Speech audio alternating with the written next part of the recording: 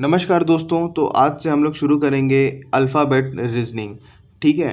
तो इस जो ये वैरायटी का क्वेश्चन है आजकल ये बहुत ज़्यादा पूछा जा रहा है। और अगर मैं एसएससी सीजीएल की बात करूं तो 1 से 2 क्वेश्चन मतलब हर सेट में पूछे गए हैं, हर सेट में। और पिछले कई सालों से ये लगातार आ रहा है।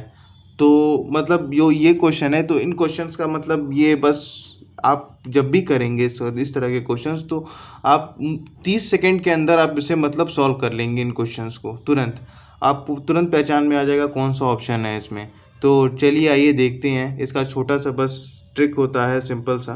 तो सबसे पहले करना क्या है आपको कि ए से लेकर के जेड तक है, ये चीज़ आप प्रैक्टिस में आ जाएगी। तो फिर आप मतलब नहीं भी बनाएंगे तो भी मतलब आप थोड़ा बहुत ही बना करके मतलब आप समझ जाएंगे कौन सा इसका ऑप्शन होगा। तो ठीक है, यहाँ पे समझाने के लिए शुरुआत में मैं यहाँ से शुरू करता हूँ ऐसे। तो आपको करना क्या है, अगर आप बिगनर हैं तो 8 से लेकर के जेड तक, ठीक है, जितने ये अल्फ़ाबेट्स हैं, जैसे 26 होते हैं तो 26 को 13-13 में बांट लीजिए। ठीक है, तो 1 से लेकर के 13 तक ऊपर लिख लीजिए, फिर नीचे यहाँ पे 26 तक लिख लीजिए। अब करना क्या है आपको कि ये जो कोडिंग के ये मतलब वो होते हैं, इनका जो वो होता है, जो लेटर होता है, ये लेटर कोड रहता है। तो मतलब हर एक नंबर को आप एक कोड दे दीजिए, 1 2 3 4 ऐसे करके, ठीक है, अपने हिसाब से कोड दे दीजिए। अब होता क्या है कि हम लोग जैसा कि इस क्वेश्चन में दे रखा है, फ्रेंड को GQJDOC से लिखा गया है। ठीक है, FRIEND को GQJDOC से लिखा गया है। तो यहाँ पर हम लोग कैसे रिलेट करेंगे, जैसे कि यहाँ पे मैं आपको एक्सप्लेन करता हूँ। ठीक है, ध्यान से देखिएगा। FRIEND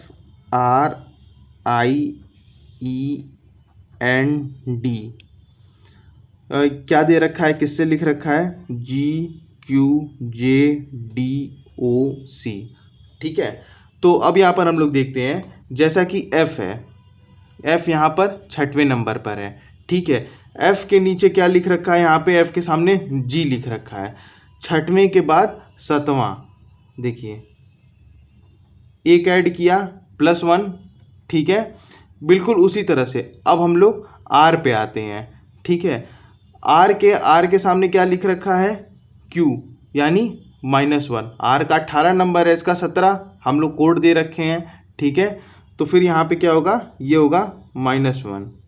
ठीक है, फिर उसके बाद आते हैं I के सामने क्या दे रखा है, J। ठीक है, तो यहाँ पे हो गया +1।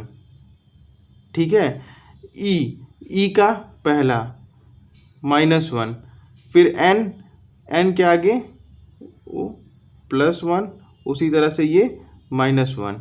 ठीक है, तो कर क्या रहे हैं, एक बार एक जो भी यहाँ पे लेटर है उसका एक आगे वाला ले रहे हैं, फिर जो दूसरा वाला यहाँ पर जो उसी में का लेटर है उसका एक पीछे वाला ले रहे हैं। तो इस तरह से हम लोग इस सीक्वेंस को बना रहे हैं।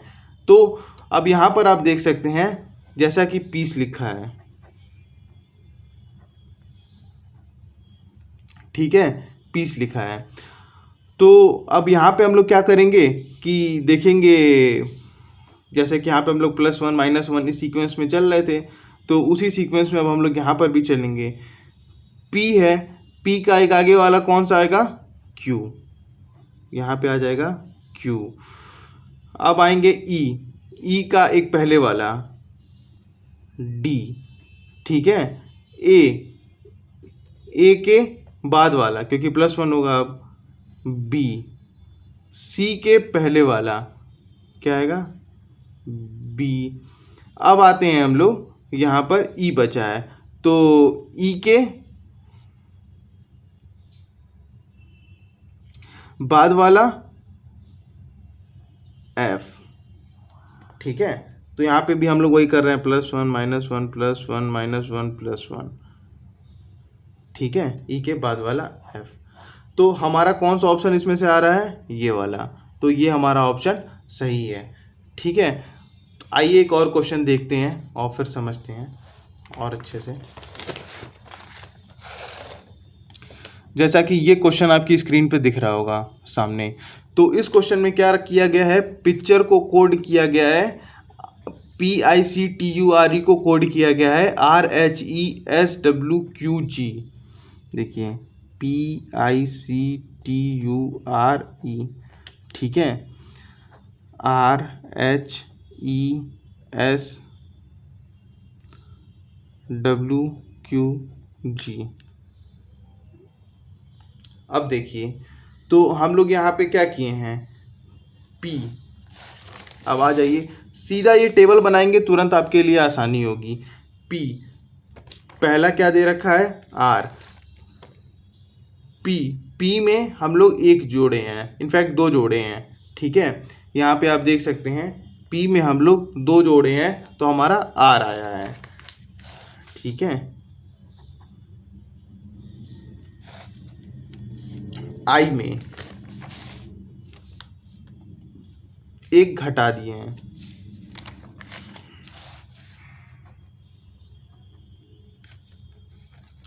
C में, C के साथ कौन सा दे रखा है, E। C के साथ दे रखा है हमारा E, तो हम लोग क्या किए हैं, दो जोड़े हैं, +2, ठीक है। तो अब एक बार हम लोग इस तरह से इस वाले को भी देख लेते हैं। अगर ऑप्शन मिल जाता है तो ठीक है, नहीं मिलता है तो हम लोग आगे इसी तरह कंटिन्यू कर देख करके आंसर को अपने फाइंड आउट कर लेंगे। तो एक बार हम लोग इन सारे इसको भी रख करके देख लेते हैं, ठीक है। तो इस तरह से हम लोग पुट कर देख लेंगे, अगर नहीं मिलेगा तो फिर हम लोग इसी चीज़ को कंटिन्यू करेंगे। यहाँ देखिए माउंटेन मैंने लिखा है, ठीक है। अब क्या आएगा, M में हम लोग दो जोड़ेंगे, M के बाद O, तो हमारा पहला लेटर O आएगा, ठीक है। एक घटा देंगे O में एक हम लोग घटा देंगे, तो N आएगा। देख लीजिए किस तरह से किया जा रहा है। यहाँ पे देखिए अब है क्या कि हमारा ये जो है, ये दोनों ऑप्शन तो पहले ही चले गए, क्योंकि यहाँ पे दूसरे वाले पे हमारा N आ रहा है, ये दो ऑप्शन तो यहीं ख़त्म हो गए। और आगे देखते हैं, अब तीसरे वाले पे आते हैं। तीसरे वाले पे क्योंकि O तो सब में दे रखा है पहले वाले में, फिर N यहाँ पे दो तो हो, हमारा सेमीफाइनल तो हो गया यहाँ पे। U, अब यहाँ पे U के दो बाद वाला